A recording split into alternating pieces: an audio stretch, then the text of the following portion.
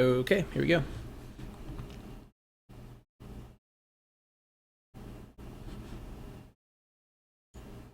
I'm holding my power at bay. If I should show it, you cower in place. You might not know it, the boss might have told it, but you didn't listen. I'm legendary. Wow, the star in the galaxy. Highest level you gotta be.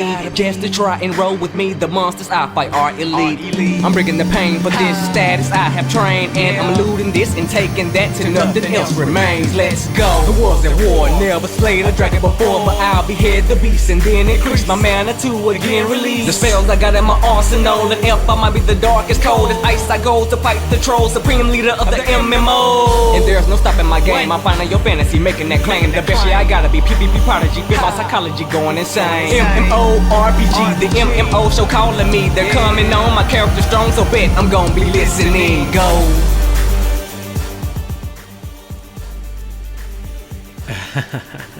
What is up, everyone? Welcome back to the MMO Show podcast, your weekly podcast talking about everything massively multiplayer. Tonight we've got a lot of catching up to do. During our break, Elder Scrolls Online launched live, and Landmark switched from alpha to beta and has had massive weekly patch after weekly patch, including the one that came out today, which I can't wait to show you guys just the stuff that came out even today. So we've got a ton to talk about tonight. For those who are new or don't know, my name is Indorn, and tonight I have my excellent co-host with me, Sarv and Lil. Say hi, you two. Hi. Okay, so it has been a while. Let's talk about what we've been playing over the past couple weeks. Why don't we start with Sarv? I've done some ESO. I've tried to keep up with it, but I've been adhering to my other addictions. Age of Wonders 3 came out, which is not an MMO, so I've been playing a lot of that with a bunch of friends, and also, of course, my League of Legends habit still going further. But I did get to play ESO some. I think it's interesting seeing a lot of characters in the game that my developer friend borrowed. Sarvith. Sarvith. I laughed so hard when I saw Sarvith. Did you see Lakana? I haven't seen Lakana yet. Oh, Yep. Lakana's in there. So Spoiler alert, bitch gets killed. So yeah, I mean, it's interesting. I think I got a little burnt out because I was trying to level 2 characters at once. Oh, jeez. Yeah, and so far I think on both characters I've gotten beyond the areas I was playing over and over again in beta, and I have done some PvP, although kind of low level, so it was okay. But yeah, that's what I've been up to. So. What's Age of Wonders like? I've never actually played any of those games. Yeah, I was gonna say let's touch on that. Age of Wonders 3, so it's the third game in the series. There's Age of Wonders 2, and then Age of Wonders Shadow Magic. They're older games, and they resemble the old Might and Magic games, I guess. So they're a little bit between a like Civilization and so it's like Civilization more or less on the world map. In my opinion, better, more defined maps and such, and the hexagon grid smaller. But there's actually not. There is a hexagon grid on the map, but you don't see it.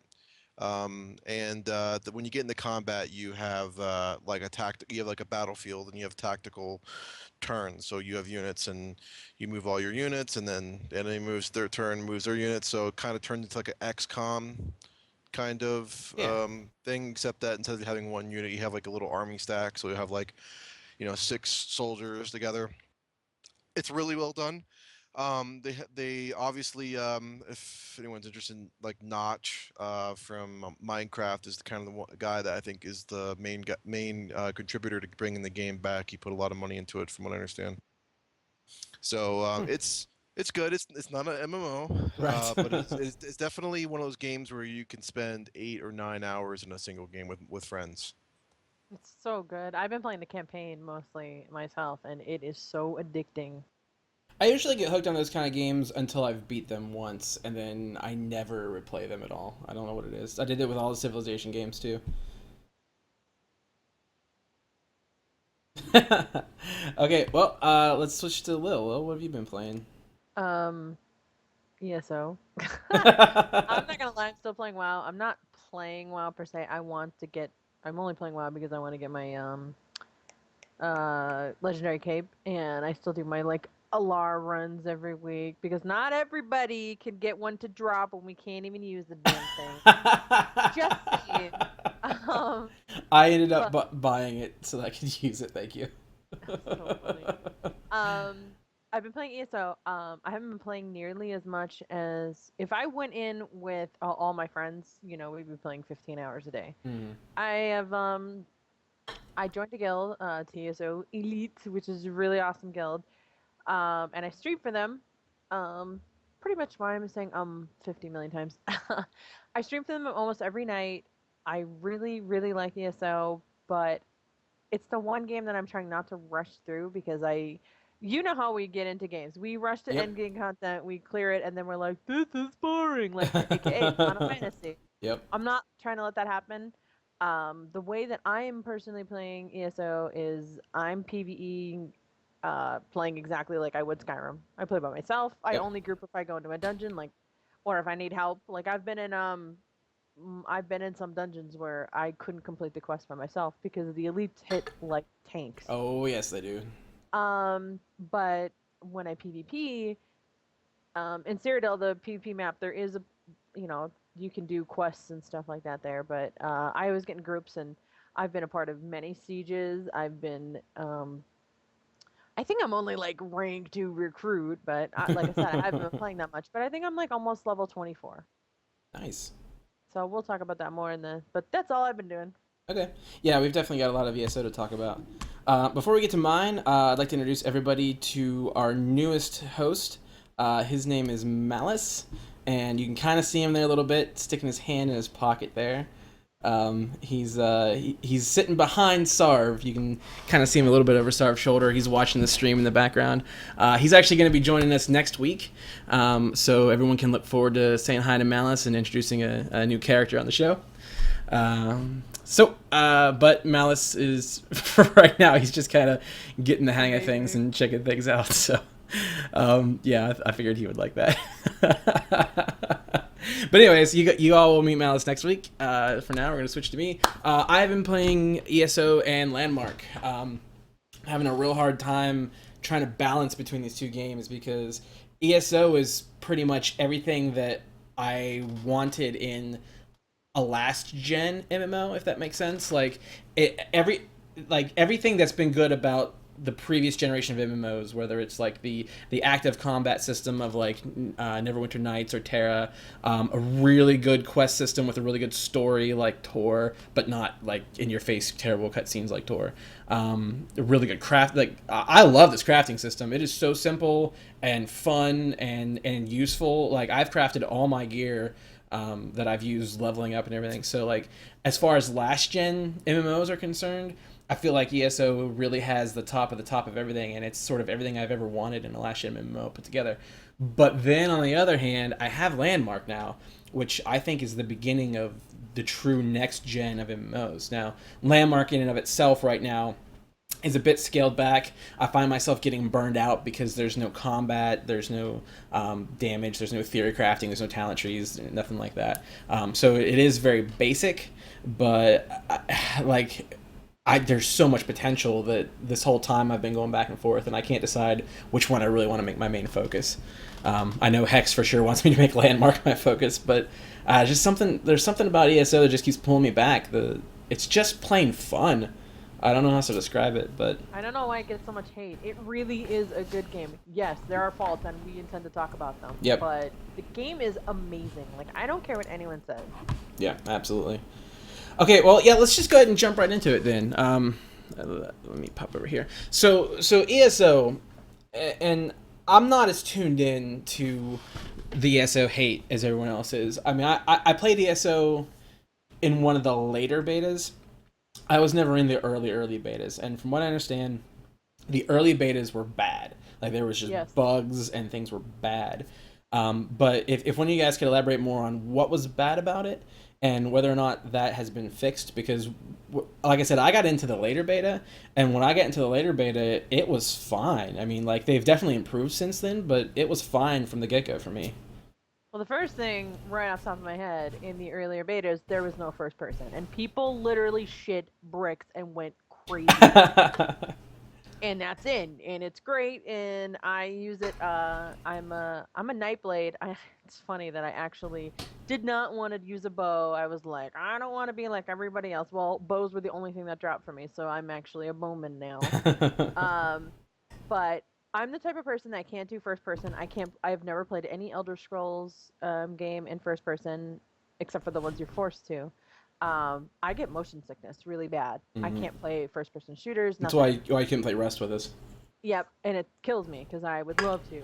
But in this game, especially when when people are trying to attack a tower that we have or something, or we're defending, it's really nice because I want to say it's V. I don't know 100% off the top of my head, but I think it's V will pop you in and out of first person and third person mode, and that's Oh. great for when you're trying to like snipe someone off. Mm-hmm.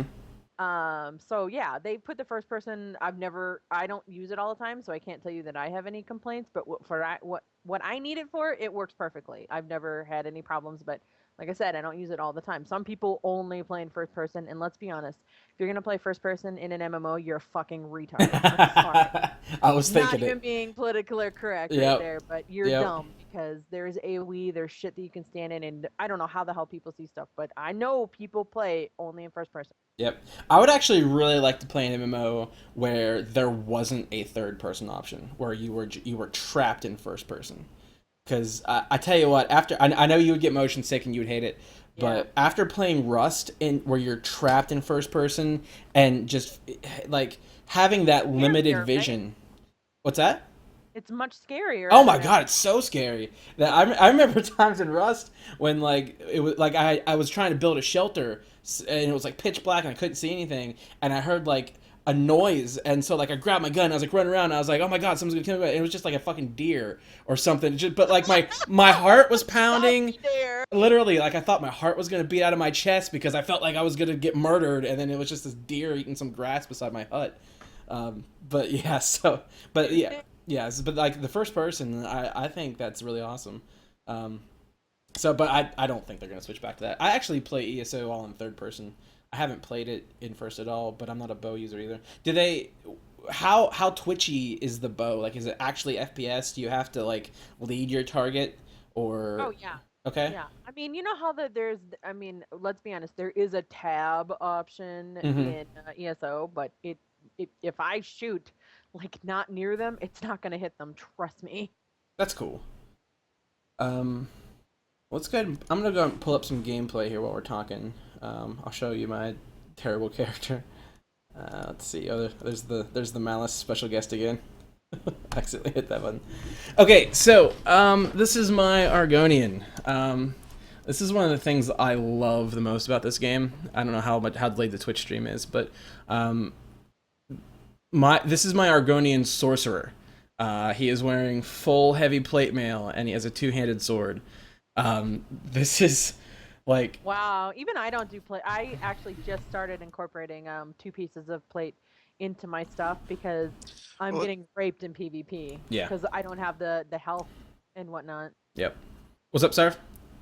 Oh no, I was gonna say, I mean, let's be honest, you're taking the sorcerer class, but it's not really a class, right? So Yeah. that's 3 trees. Yeah, it's such a neat system. Like I really like how open everything is, and I wasn't expecting it. Like when I first started playing in beta, I was like, well, I'm just gonna pick a rogue because I want to get in, I want to melee, I want to do some good damage, blah blah blah.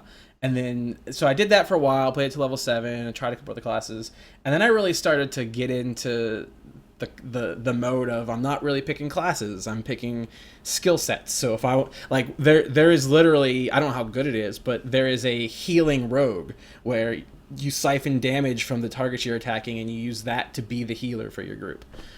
You can be like a what's the Dragon Knight, is that the plate class? Yep. You can be a Dragon Knight, but use a restoration staff and be the healer for your group. So, I don't know, just the theory crafting part of me just went crazy for this stuff. So, yeah, I am a sorcerer. This is a sorcerer class, and I'll pop in here and show you some of these skills. So, yeah, dark magic, Daedric summoning, storm calling.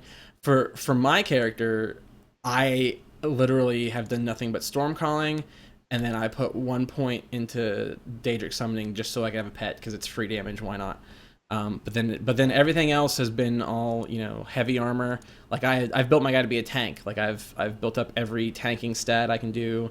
And I've built up all my two-handed weapons, and it actually works really well here. I don't know if you can see my talent bar or not, but at heavy armor, it gives me a bubble basically where I increase my armor by like 300 for 10 seconds. But then storm calling also gives me a spell where I increase my armor by like 300, and they can stack. So for like that 10 seconds, I'm borderline invincible, or I can alternate them.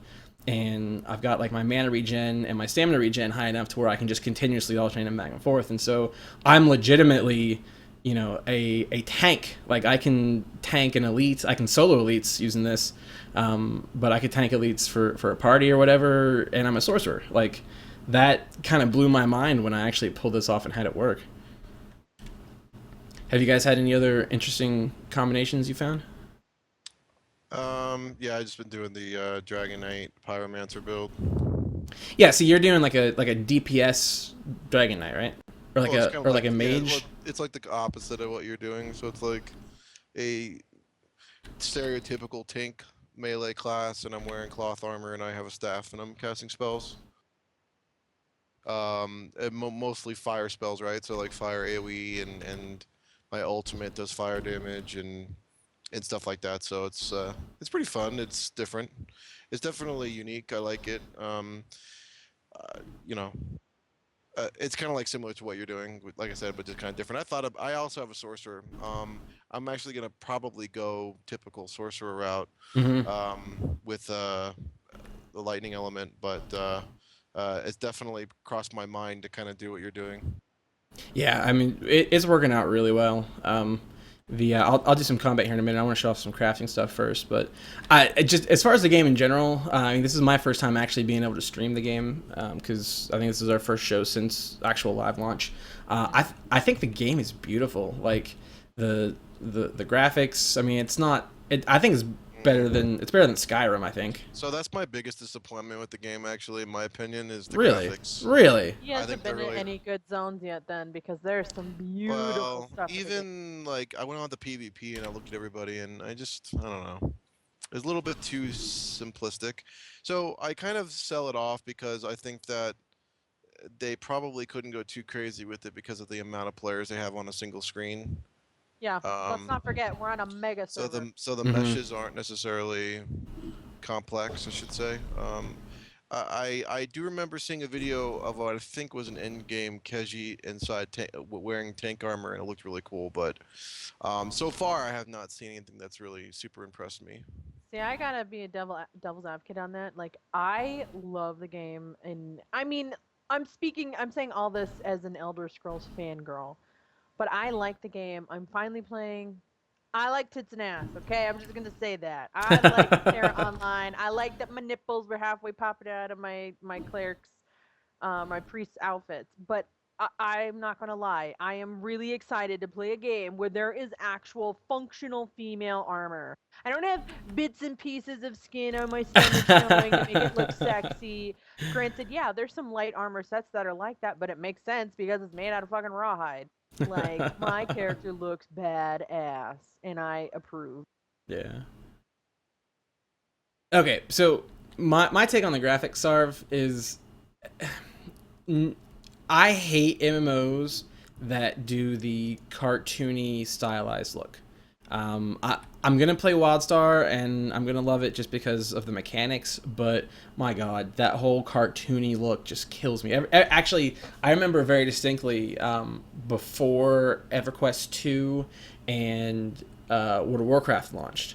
I was following them both very closely, and I was just like, man, EverQuest 2 just has a more realistic look, and World of Warcraft just looks like a cartoon. And I was like, World of Warcraft is gonna suck. It's going to bomb. No one's going to play it because it has this stupid cartoony look to it, when what people want is the more realistic look like EverQuest and EverQuest 2 had.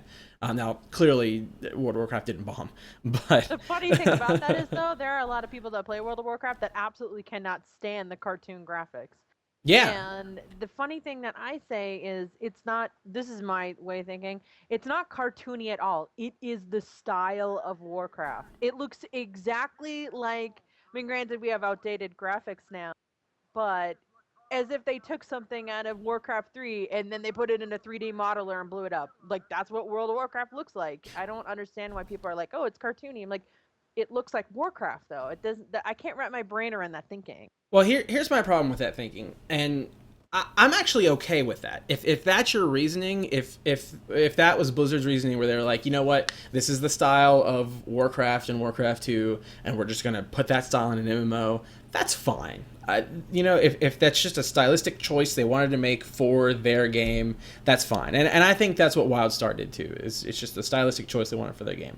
I don't like it. I don't agree with it. That's fine. But the problem is, to justify it, whether this was a truth, whether this was a lie, whether this was just a good PR spin, but to justify the graphics, I don't know if you guys remember, World of Warcraft said the reason why we're doing this is because we want the graphics to look good for a generation.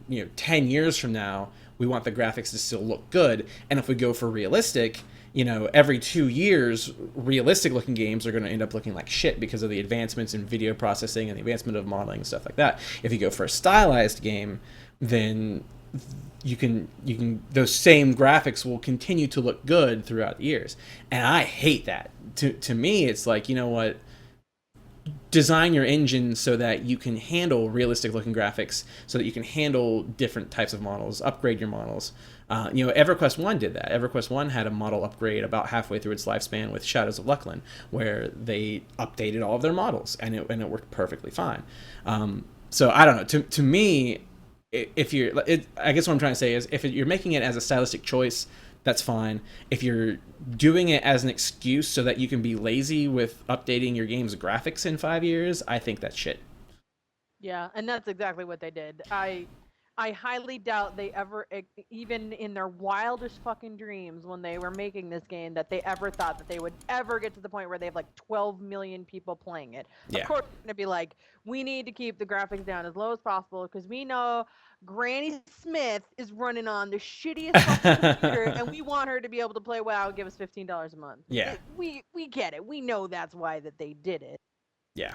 And not only is that terrible as far as World of Warcraft's concerned, but they've set the standard. Like, World of Warcraft, for better or worse, has set the standard for a lot of things.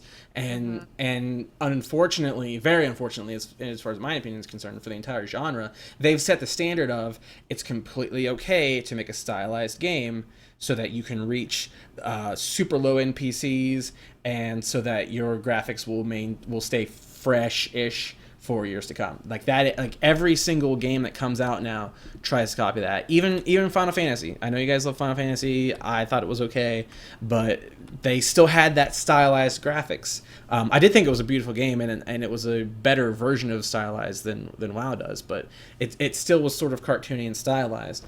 And to me, Elder Scrolls is the first one to really just give you a realistic game. Like, this is as about as realistic as an MMO as I think I've seen in 10 years.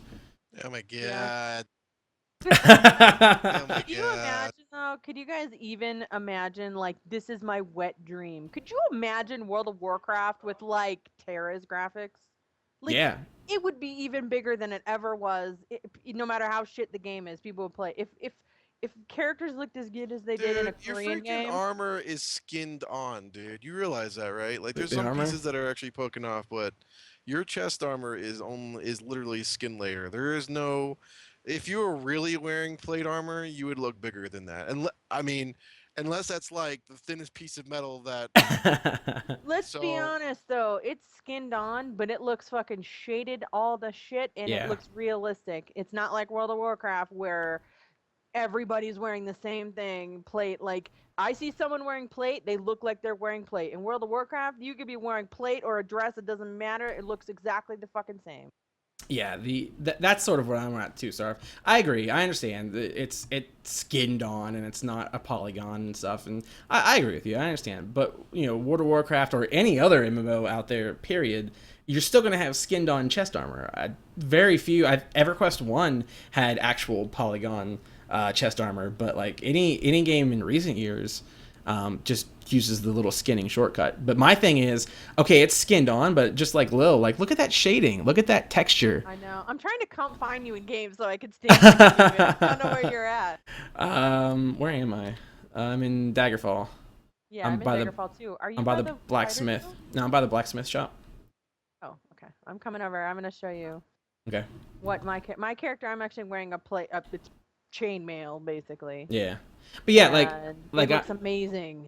I'm trying to zoom in on my gauntlet here as much as possible, but you can see rust. You can see rust on my gauntlet. Like in Oh, yeah, in the places where there should be rust, you can see rust. So, I mean, that imagine seeing rust in Warcraft. Like that kind of detail just doesn't happen. Yeah, look at my chest piece. Is that you over I'm here? standing right next to you. Yeah, like that looks badass. Yeah. Yeah, I don't care what you say, Sarv. Sarv's a hater. That's just my thing. I'm not impressed with it, and let it slide because I figure they needed to optimize for the PvP, and I mean, like it's fucking 2014, and it's time to get done with the skinned on armor. If you go play Elder Scrolls, Skyrim, the latest one, the armor looks way better than this armor. So I rest my case. I'm gonna say that I'm 100% happy considering this is a mega server. I don't think people realize that about person that plays this game is on one server, except for in PvP. There are different campaigns because it would be impossible. They had no idea how many people are gonna play the game. They can't. The map of Cyrodiil would have to be 4 times the size that it is now if it was all one server, and it would crash. I also want to note one thing that I was thoroughly impressed by that I have a love and hate relationship. Cyrodiil is so big that I would compare the size of Cyrodiil to be the entire eastern continent of World of Warcraft. Probably even bigger than that. That's how fucking huge it is. Just the PvP zone? Just the PvP zone. Wow. And it takes 10 minutes sometimes. It's very important. If you play this game, log in and feed your horse so it runs faster. I cannot stress that enough. It takes 10 minutes to get back to a PvP battle, which, like I said, I have a love-hate relationship with. I love it because when you're trying to fucking take a keep and you wipe everybody out, you got between 5-10 minutes, depending on, like I said, how fast people's horses are, to get back so you can get your objective. But it also sucks running back for 10 minutes every time you die. Yeah, I actually haven't been to Cyrodiil at all yet. Yeah, you could go at Cyrodiil. That's another thing. It scales. It scales beautifully. You walk into Cyrodiil and you'll be fighting level 50s. Now, don't get me wrong. You just got to 10 and you went to Cyrodiil and you're in shit gear and you're trying to fight fucking veteran in PvP that have a whole bunch of more skills and more buffs. You're not going to do dick to them. But I went in at level 10 I think I got from 10 to 16 actually in Cyrodiil alone. Doing quests and killing people and doing sieges. You get a lot of experience. There's a daily quest to kill 20 people. There's dailies to do, capture random keeps. You also, every time you get so many kills, you get XP. You level your skills faster. You get XP. You get items in the mail. Like you can go. I think I went the first day that I went to Cyrodiil. I was only there for like 3 hours, but we happened to capture like 3 keeps. I got like 30 items out of that. They just send you random shit. I had a full set of new armor at level 16 when I did 16. There is so many reasons to PvP in this game. Yeah, I'm definitely gonna have to check it out. It really does suck though if you're. I mean, there's, like I said, there's quests. There's a lot of solo stuff that you can do in Cyrodiil. But if you actually want to take keeps and stuff like that, you definitely got to get in a group, and it's really easy. You usually just shout and ask for people. And obviously, this game, what I'm hoping is going to happen with our guild is once everybody gets to 50, it's going to be like nonstop PvP, like really fighting for sieges, because this is a game that works perfectly where you have a shitload of people on Mumble, they shut the fuck up, and you have one raid leader telling you what the fuck to do. This is the game for that. Yeah, I'm really excited. Well, after this, you'll have to tell me how to actually go to Cyrodiil and that kind of stuff. I haven't done any of that. I can actually, so people know, you hit L, and then you pick a campaign, and our specific guild that we're a part of is on Volendrug. and you literally click on that, and then you enter campaign, and you can port to Cyrodiil from anywhere in the game, which is super convenient because if your guild's like, bitches, we need you, get here now, you can port there and be there. But to get out, you have to take a waypoint, and like I said, you're talking anywhere from 10-15 minute runs sometimes if you're taking a keep that's on the other end of the map and you don't have any connecting keeps, you're going to be running for a while. Right.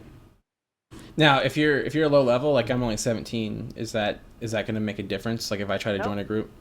Nope, not 'Cause at all. everything I went in scales? there. Yep, everything scales.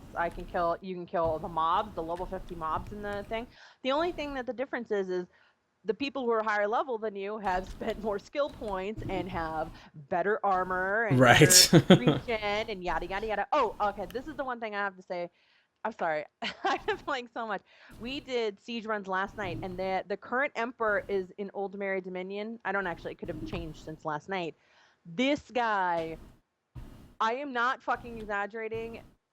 This single guy, I know he had two people with him. I want to say one was a Nightblade and one was a Sork, but I don't know if the Sork was attacking or healing. But the Emperor took out an entire 20-man raid on his own by himself. Wow. That's Because ridiculous. he's a Dragon Knight. It has to all do with the combination of what he is and how he has his stats allocated and stuff like that. But I mean, he personally two-shotted me twice last night. That's crazy. We killed him a couple times, but I mean, it's crazy. If you can get Emperor and you got legit people with you, it's pretty crazy. Now, for anybody who's watching who doesn't know what she means by Emperor, I don't know all the specifics, but there's something in PvP where if your faction is winning PvP, then one person from your faction actually gets to be the Emperor of the game. It's basically the first person on the Elo system. Yeah. Whoever's number one is Emperor, and you get a shitload of buffs, and I think they get like 10%. I'm totally pulling numbers on my ass. It might be 5%, but it's like 5 or 10% crit, health, stamina regen. Like it's everything across the board. Yeah. There's so many cool little things like that in this game. Like you can become a werewolf or a vampire. And that particular Emperor is a vampire too. I gotta have that in. That's huge. Yep. So I mean, that there's all kinds of cool stuff like that. I've always loved, ever since Meridian 59. I don't know if you guys ever played that or not, but I've always loved when you can do a quest and that quest actually opens up play styles for you. Like in Meridian 59, when you started the game, there was sort of like 3 or 4 different character classes you could pick from. But then as you went out into the world, you could explore and find other places where you could learn a new class, and then you could pick new abilities from the new class. It actually is almost exactly like this vampire thing. Sounds like Bravely Default. I actually haven't played Bravely Default. I've heard it's good though. Yeah, it's really good. Yeah. Okay, so I'm gonna show you guys another one of my favorite things about ESO, because we gotta kind of speed it up a little bit for some landmark stuff. But I'm absolutely in love with this crafting system. I'm gonna show it to you here. So basically, Oh, look, that's a good example. Just look at everybody standing around there. They all look the same. Yeah, you know what I'm talking about. Look at that. Oh, go back and look at the screen. It's delayed, but I'm going back. Yeah. Now, see, I don't think they look the same. Like that guy's got like some gold trim around his armor and some chainmail. Okay, this is not Burning Crusade. We're not gonna have fucking like lime green paladins running around. I'm really sorry to break that to you. Yeah, see, I like the fact that the differences are subtle. Like, you know, I know that the stream's delayed a little bit, but this guy here has a different looking helmet than this guy does. This girl has a completely different helmet. This guy's got black leather underneath his armor. This guy's got some fancy green inlay stuff. AJ, I'm standing in the. Come look at me when I take out my weapon. Like, how cool is that? Yeah. Yeah, see, Lil's armor looks all different. I don't know. But at any rate. Sarv's a hater. We like it. No, I get what he's saying. The palette is muted. I mean, like, yeah. I welcome that. That's what Elder Scrolls is about. Exactly. Have you ever seen anyone in an Elder Scrolls game besides like crazy people? I don't know. Everything's pretty muted and whatnot. And that's why I like the game. That's actually my preference in graphic style, is a more muted, a more realistic, so that the differences between people are subtle. You know, maybe you have a cool weapon or a cool helmet, but everything else is like, I'm looking here in a couple seconds. You'll see me here, but I'm looking at like an orc. It looks like two orcs actually sitting beside each other, and they look completely different. Even though the color schemes are the same, they're both kind of muted gray colors and all that kind of stuff. But anyway, so I'm gonna get here into the crafting stuff. I'm gonna pull up the blacksmithing station here. So this is why I love this game, or this is why I love crafting in this game. You go out, and if you're gonna be a blacksmith or whatever, that's all I have knowledge with. I haven't done anything besides blacksmithing, so I'm just gonna talk about it from that point of view. So you go out in the world, and there's ore you can mine, just like in WoW or any other game. You see it out in the world, and you go and you mine it, and you collect it, and then you come back to the crafting station, and then you refine it. But then this is where it gets fun. So when I actually want to craft something, you can see I can pick what I want to craft. So I've got a ton of iron, so I'm just actually going to craft something here. So, I can pick what kind of weapon I want, if I want like, great sword or whatever. So by default, you can see here, so I'm making this great sword. You can see right here that it says Iron Great Sword, damage 12, level 1. In order for me to make a higher level greatsword, all I got to do is pour more resources into it. So if I start pumping up the amount of iron ingots that I'm pouring into it, I start bumping up the level of the greatsword. Now I only have enough. I can only pump it up to level 14. I think that's where that caps out. But if I went up to the next resource, which is steel, I can start bumping that up, and I can actually make, assuming I have the right resources and everything, I can make swords and armor that are too high level for me to even wear. So if all I want to do is level up blacksmithing, I don't have to be like a max level to make this stuff. I can make armor and weapons, whatever, for whoever, or if I just wanted a blacksmithing alt, you can do anything like that. But here's where stuff gets really cool. So I'm going to go back to my iron ingot, and I'm just going to make a lower level one, level 14. So as you're leveling through the game, you pick up these books, and these books essentially teach you how to craft different armor styles from the different races. So I'm Argonian, and so by default, I can craft the lizard people armor, which sucks terribly in every aspect of anything. Until endgame, it looks really good endgame. Does it? I haven't seen any I endgame think armor. so. I think so. The stuff that they show you in the character preview when you're making your character, where you click like endgame armor, it looks terrible.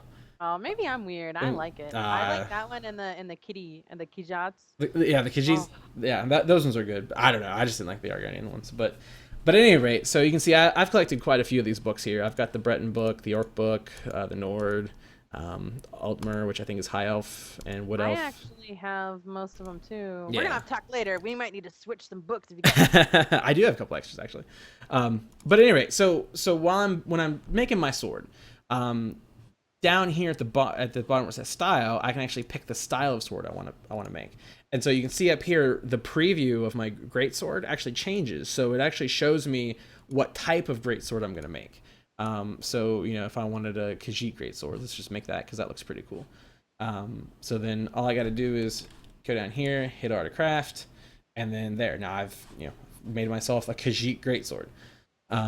Same with armor. It goes even further too, because you have the traits at the bottom that's actually being covered up. Yep, that's what I was gonna. That's huge too. That's what I was gonna show next, because I actually have some traits for armor. So, so for armor, same thing. I can bump up my resources to make something higher level. I can go through here. Let's see if I wanted to make a helmet. Like there's my Khajiit helmet. But as I'm browsing through all the different races, so I can pick exactly what I want this helmet to look like, and it's just the graphics. It's not anything other than I'm in the mood for a helmet that looks like this or whatever. So then here down at the bottom, let me go back to the chest. So this is what Lil was saying here at the bottom with this trait system here. So this is actually ingenious. Whenever you're going out and you're looting gear and you're finding quest items and stuff, sometimes they'll have special little traits to them. It's not an enchantment. It's just some kind of special little trait. And so you can wear the armor, you can use it. Whenever you out level it, you can destroy it to learn that trait. It's called researching. And you can actually, you just destroy the item and you start researching it, and then from that point forward, you can add that trait to your armor. So here's a couple of the ones that I've learned. So I can add impenetrable to any of my chest plates, which increases resistance to critical hits by 60. Or I can add reinforced, which increases the armor value by 4%. There's literally a ton of these tiny little things you can get, but it's cool because all you got to do is get some kind of piece of armor that has that in the first place, and then when you're done with it, instead of selling it or instead of scrapping it for resources, you just scrap it to research that special ability, and now all of a sudden I can start making customized armor with these tiny little traits on them. But then it gets better. So once you've made something like this, like let's say I've made an iron curse, or I'm just going to go back to the great sword that I made earlier. Now I can improve it. So here I've got this iron great sword.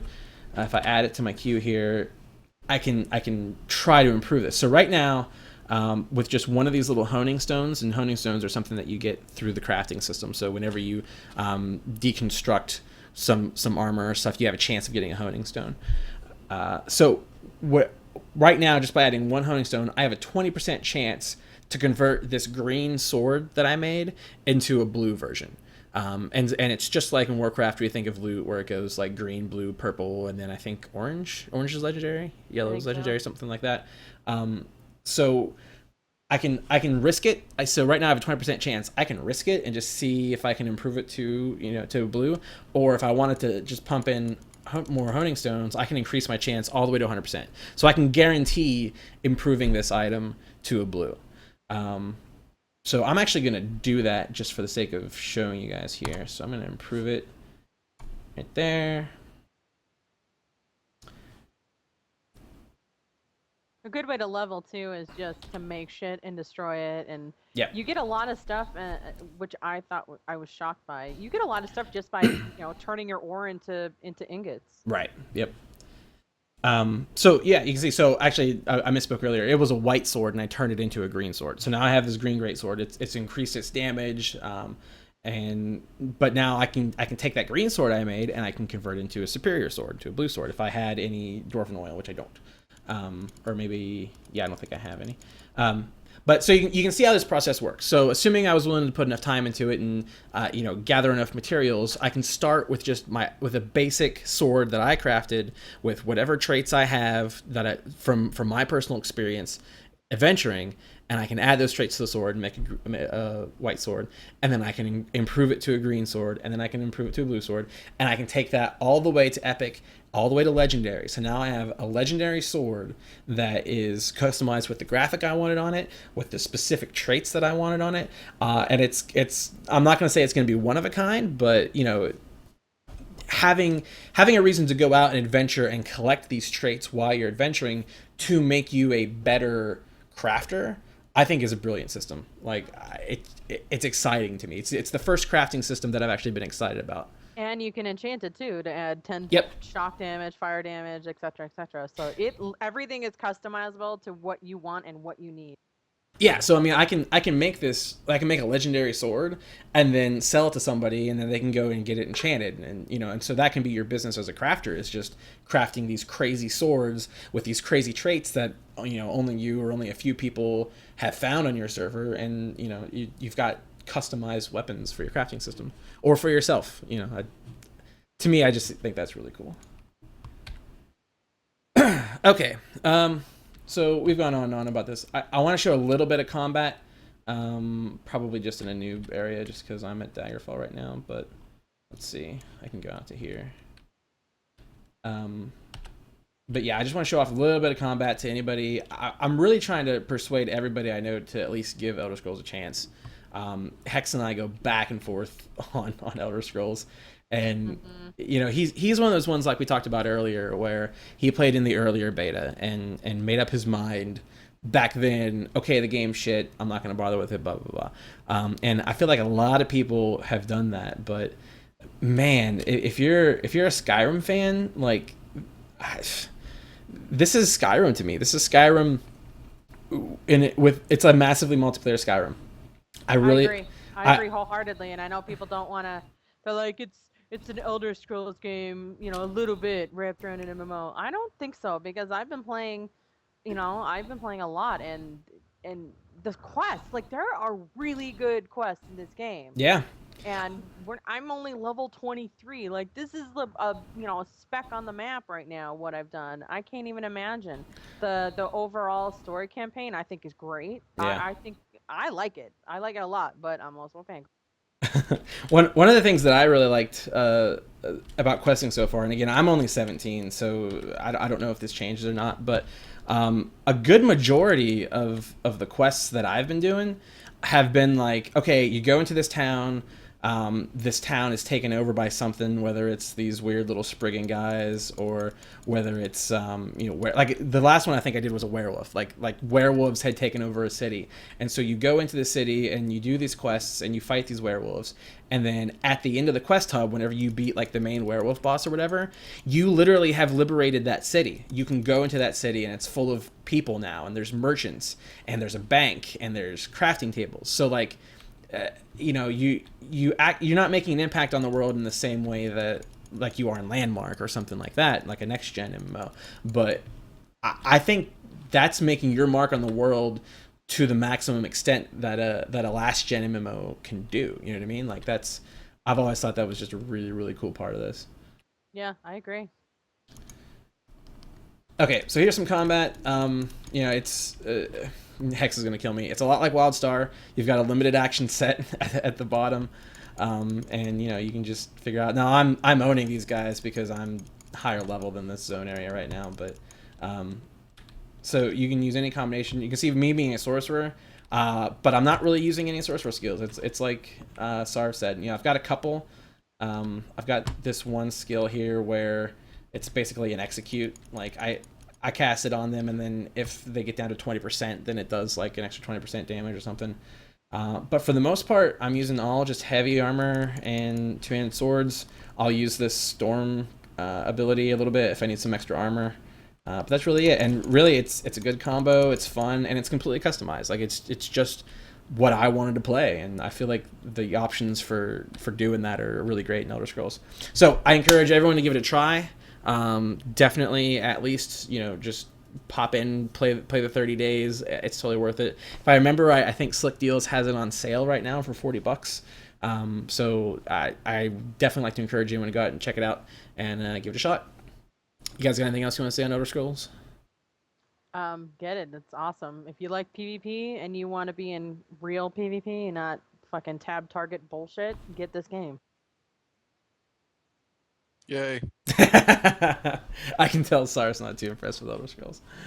No, it's okay. It's a good game at the core, and the PvP is amazing. So if you're in the PvP, the PvE is lacking, but if you're in the PvP, by all means get into it. I think it's I think it's better than Guild Wars 2. Yeah. Guild Wars 2 was so disappointing for me. The combat just got really repetitive and boring, I felt. Okay, so I'm gonna load up Landmark now. We'll try to shimmy into there real quick. I've got really, really cool stuff to show you. I had an idea in mind of what I wanted to show for Landmark today, and then they released a patch today with all kinds of new stuff. So I'm gonna wing half of this, but there's some really, really exciting stuff. I gotta tell you, I know that we've talked about the developer interaction before in Landmark. These guys are on the ball, man. Like every week it seems like there's some kind of crazy new patch. I have a Twitter account where it's separated, and all I do is follow Landmark developers because I want to see everything they're tweeting. And I'm telling you, man, like they probably collectively put out like 300 to 400 tweets a day about the game, about what they're doing.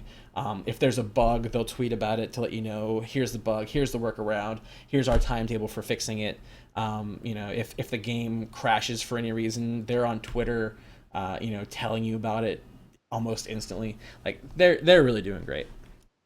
So okay, so I'm gonna go through here real quick. I don't have much on my claim right now. I was screwing around here a little bit with building some like sci-fi city towers and that kind of stuff. But really, I've just been kind of learning new techniques. That's sort of how I've been spending my time. We are in closed beta officially, by the way. I don't know if... Jesus. Oh, the city stuff? Yeah, we are in closed beta officially, which is cool. They've made a lot of improvements. I don't know, have you played it since alpha, Sarv? A little bit. I keep losing my claim. Yeah. So That's probably my biggest gripe. Don't feel too bad because I lost mine earlier too. I had to go get a new claim for the stream actually. So yeah, as of right now, there's an upkeep cost, and so I'll show you here the upkeep cost, upkeep management here. Yeah, so basically every claim that you have is going to cost you 300 gold per day, or 300 copper per day. And so that's not too bad. You can have up to 4 claims right now, which is really cool, and you can put them all together. So if you max out your claims, you're looking at 1,200 copper per day, which isn't too bad. That's like maybe half an hour of farming per day or whatever, or if you just like a couple hours per week. So it's really not that bad. The problem with it right now is that you can only prepay for 5 days. So even if you have an unlimited amount of copper ore, like you can see right here, I have 43,000 copper ore. So that's quite a lot of days I could prepay for. But the system will only let you prepay for 5 days. So if you go out of town, or if you just have a busy week like I had, like, these past couple weeks have been crazy for me. So for whatever reason you're not able to log in and add more money to the bank within those 5 days, you lose your claim. Completely gone. Your claim's picked up and moved. Now you get all your stuff back. So anything that was on your claim, you get back. Anything that you had built, they template for you so that you'll be able to just plop all your stuff down exactly how it was somewhere else. But that prime piece of real estate that you might have had is gone, and there's a good chance someone else would have taken it, which is exactly what happened to me earlier today. I did end up getting a decent spot again, though. If I turn around here, you can see I can see the Nexus from here. I'm not right up against the Nexus like I used to be, but it's still pretty decent. Okay, so I'm going to run through this stuff real quick. I'm going to show you guys this here. This is something that like the professional, well, not professional, but the really pro landmark builders are doing right now. All of these little tiny things take like 15 minutes, 10 to 15 minutes or so to make when you're first starting out and before you get really good at it. So what people are doing is they're just building these things and putting them on boards and templating them as tools. And so, like, for example, if I wanted this little triangle shape here, I can just come here and select it and copy it, and then come over here and paste it. And I can just start pasting triangles down instead of having to worry about that. So these are microvoxel triangles, which are pretty cool. I don't know if you've messed with any of this kind of stuff or not, Sarf, but there's a lot of really cool little microvoxely stuff that people are doing now, and I definitely recommend this to anybody who's wanting to get into more of the fine detail stuff. Make a board. Just go make a board, copy all the different shapes down, and template it, and it will make your life 100 times easier. Which there is, cool. Yeah, I wanted to get into a discussion about this, but I don't think we're gonna have time to today. Maybe we'll save it for next week. But I want you guys to be thinking, and you guys who are watching the stream, be thinking about this too. This stuff is neat. Like, you can make little spikes, you can make tiny little microvoxels, you can see how small all the sizes go down to everything. But when you really step back and think about this, and this is the internal debate I've been having lately, these are all bugs. These are all bugs in the rendering system. They're actually bugs in the smoothing system that they've developed. And so people are exploiting these bugs in the rendering system to be able to get these shapes and sizes of things that they want. And I think that's great, and I think it's really creative of people to come up with these ideas. And I'm all for creative use of game mechanics, as someone famous once said. But really, if this is the stuff people want, is this making things too hard? I mean, like, if you're someone who wasn't like me, who isn't reading the Reddit all the time, who wasn't following other developers on Twitter, would you ever think to do this stuff? Or would you look at someone's castle who utilized all these things and just be like, man, I give up because I can't do that and I have no idea what's going on? I agree. Yeah, so let's not talk about it now because I want to show you guys this inlay technique before we finish. But think about that for next week. You guys who are watching, think about it too, and we'll have a big group chat next week. Malice, you think about it. We'll have you on next week too. Okay, so real quick, hopefully I got enough time to squeeze this in. We might run a little over, but I want to show you an inlay technique, and hopefully this should come up on the screen here pretty soon. But basically, it's a smoothing technique for inlaid patterns. And once it pops up on the screen, you'll be able to see the logo on the left. I built manually by hand with blocks. Like I literally just placed each block to build this logo. And I took that and converted it into this nice smoothed out inlay shape on the right hand side. And so I'm going to show you how that works here real quick. I'm not going to do this whole fancy logo, but so basically what you want to do is you want to build a block, like a 1 pixel block here.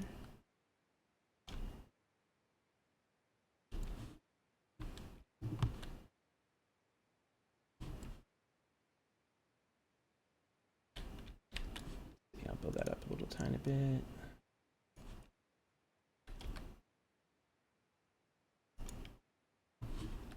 And then, okay, so once you have a block, you want to take your paint tool.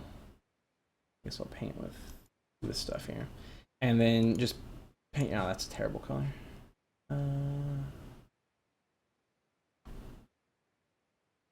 Let's see. We'll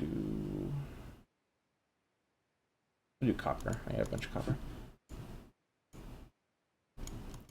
No, copper's not working either. Ice. Yeah, there we go. Okay, so you want to just paste in whatever design you're looking for. Something, you know,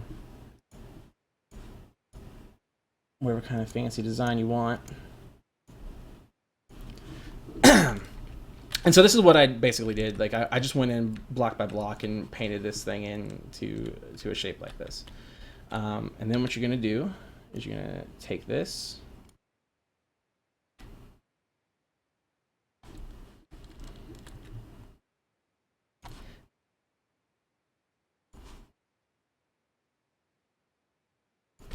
And you're gonna copy it.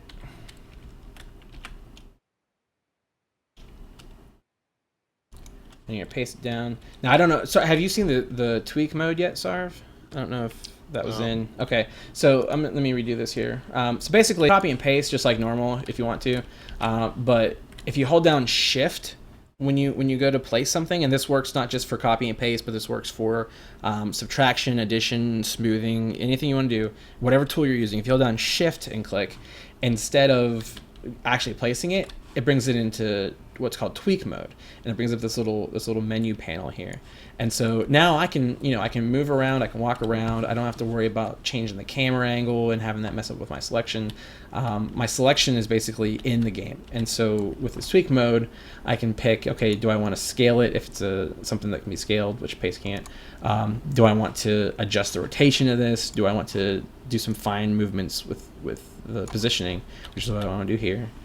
But then it gives you an opportunity to just walk around it, look from all the angles, make sure there's nothing weird going on, and then paste it. Now, today, they actually just added this today, and this is awesome, and I can't wait to mess with this.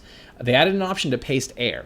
So let me go in and put this here, and I'll show you exactly what this means. So yeah, we'll come back to this real quick. So basically, previously, if you had a shape, so I'm going to put this shape up here and put that block. Actually, let me do it out of. I'm going to do it out of iron.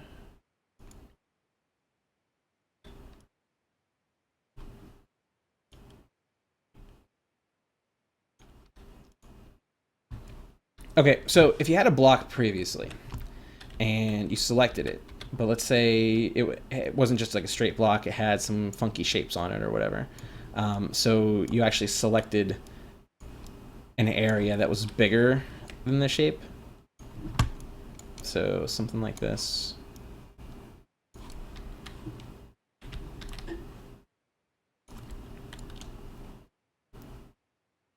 There we go. Okay, so if I copy this and I go to paste it, oh, wait a minute. I go to paste it the old way.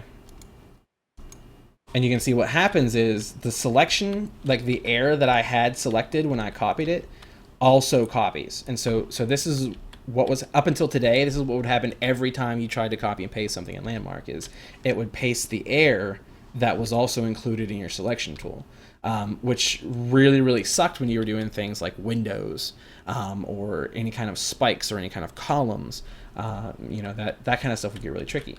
So today they added the option to turn that off. So if you click off the paste air option, now you can just paste into things and not worry about it at all. So now you can start building these really cool, I can't wait to start playing with it, because there's all kinds of cool things. Like right there, I just made some real quick stairs, but there's all kinds of cool things you can do with this now that you don't have to worry about that. That shit's crazy. Oh yeah, they're getting to the point now where the tools are getting really good. Which brings me back to my original point of this board. Like, they say they don't want to add these kind of tools because they don't want to make the system complex. They say that they want to keep the tools simple so that anyone can jump in and do it. But to me, I feel like people are going to see things built with these tools, and then they're just going to be like, I can't fucking do this, I quit. They're going to get discouraged. So if it was my vote, I say put these kind of tools in. If you got to make them super advanced in-game stuff where, you got to pass some tests to get them or something, I don't know. But I feel like relying on the players to exploit bugs in your game engine to do the things they want to do is just a terrible idea. Asking, it's like a can of worms. Yeah, it really is. Okay, so You gonna show the smoothing thing? yep, I'm gonna do it right now. And hopefully, I haven't tried it since the patch today, so I'm actually hoping it still works. But we'll see. Okay, so essentially what I've done is, the pattern that I made, I've copied it a couple times. I'm actually going to wind up pasting it about, I want to say like 5 times, maybe 5 or 6. And I've just extended it out, kind of like a Tootsie Roll or something. So you get the same pattern over and over again. And then I'm going to take this smoothing tool, and I'm going to just select it here.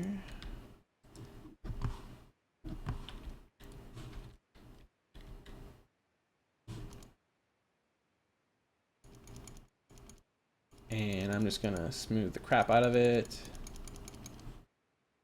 Actually, that kind of looks like it might not have worked.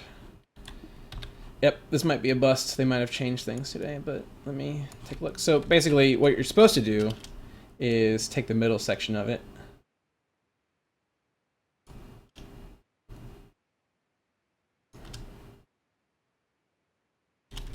And if you copy the middle section and paste the middle section, yeah, looks like they've changed it. Okay, well, never mind. Looks like the entire end of the show has just been a big bust.